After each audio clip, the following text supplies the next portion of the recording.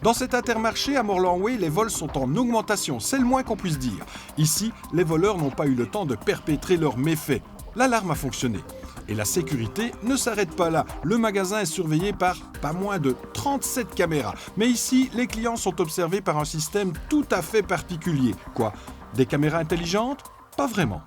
C'est un logiciel qui vient se greffer sur un réseau caméra existant qui est basé sur une intelligence artificielle et qui va permettre justement de détecter et d'identifier des gestes et des comportements suspects au sein d'un magasin. C'est une société française qui développe ce système. Il s'appelle Vision. Regardez, nous l'avons testé. Au rayon boucherie, je dissimule un steak dans ma veste. Que se passe-t-il ? Une alerte de suspicion de vol parvient instantanément sur le GSM du directeur. Mais dans ce cas, je suis juste suspecté.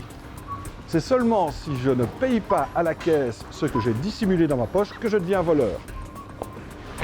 Et ce n'est pas le cas. Mais des voleurs, il y en a, comme ici par exemple. La perte dans ce magasin est d'environ 150 000 € par an. Le système Vision est installé depuis 1 an. Et ça fonctionne ? Oui, il est très efficace.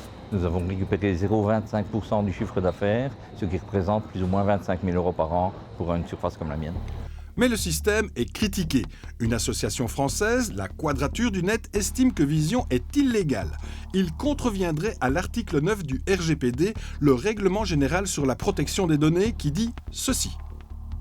Le traitement des données à caractère personnel qui révèle l'origine raciale, ainsi que le traitement des données biométriques aux fins d'identifier une personne physique de manière unique, sont interdits.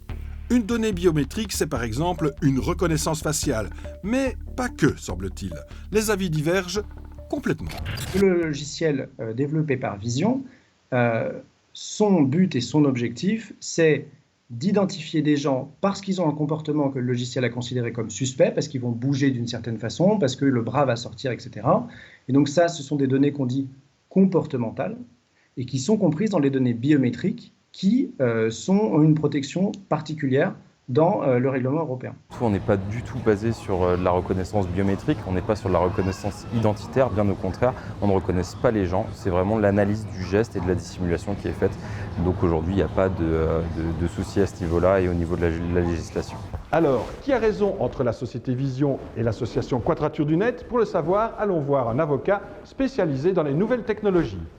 Mon avis personnel, c'est que le logiciel analyse un comportement, une gestuelle, qui ne le fait pas dans le but d'identifier cette personne, puisque l'identification, elle est la même qu'on utilise ou pas cette technologie, elle se fera ultérieurement si un contrôle est effectué, et dans ces conditions-là, mon avis personnel est qu'on n'est pas devant un traitement biométrique. Donc, le système Vision ne serait pas illégal. Tout est au conditionnel, légal ou pas, qui sait ? Le problème, il n'y a actuellement pas en droit européen de notion qui pourrait départager les points de vue sur ce qu'est, dans ce cas-ci, une donnée biométrique.